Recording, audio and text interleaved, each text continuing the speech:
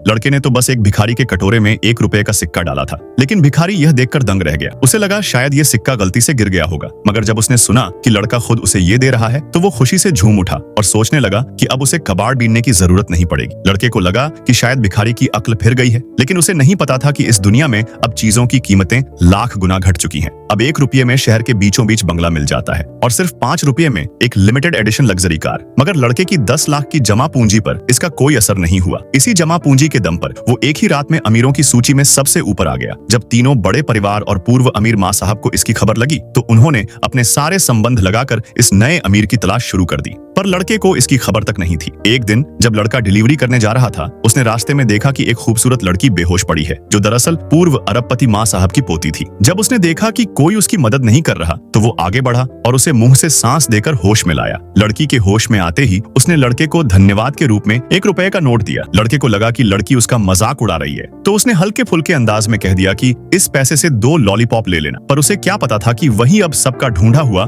नया अरबपति बन चुका है। इसके बाद वो बस पकड़कर घर लौटने ही वाला था जब उसने 1 रुपए का सिक्का बस में डालने की कोशिश की, लेकिन ड्राइवर और बाकी यात्री यह देखकर हैरान रह गए। सबको ऐसा लग रहा था जैसे वो कुछ बहुत कीमती चीज दिखा रहा हो जो अब आम नहीं रही। कुछ ने उसकी नीयत पर शक जताया तो कुछ ने इसे दिखावा कहा। ड्राइवर ने उसे उतार दिया क्योंकि उसे ऐसे अमीरों से चिढ़ थी जो छोटी चीजों को लेकर घमंड करते हैं। लड़का कुछ समझ नहीं पाया कि आखिर उसका कसूर क्या है। इसके बाद वो पैदल बैंक पहुंचा और सोचा कि सारे सिक्के अकाउंट में जमा करा देगा, लेकिन मशीन ने काम नहीं किया और उसे काउंटर की तरफ भेज दिया गया। जैसे ही वो हॉल में पहुंचा, उसकी जेब से 100 रुपए का एक नोट गिरा और बैंक मैनेजर की नजर उस पर पड़ गई। उसने आज तक इतनी बड़ी रकम का नोट नहीं देखा था। जब उसने सुना कि लड़का 300 रुपए का लेन देन करने आया है तो उसने तुरंत सिक्योरिटी को बुलाकर बैंक सील करवा दिया और खुद बैंक मालिक भी उसे सेवा देने आ गया। यहाँ तक कि 3 सुंदर लड़कियों को पैसे देने के लिए बुला लिया गया। लेकिन जैसे ही लड़का वहाँ से निकला, मैनेजर भागता हुआ बैंक के मालिक के पास गया और बोला, यही है वो लड़का जिसे हम ढूंढ रहे थे, वही अरबपति फू लिंचुआन। मालिक सुनते ही जोश में बाहर भागा, लेकिन तब तक लड़के को उसके दोस्तों ने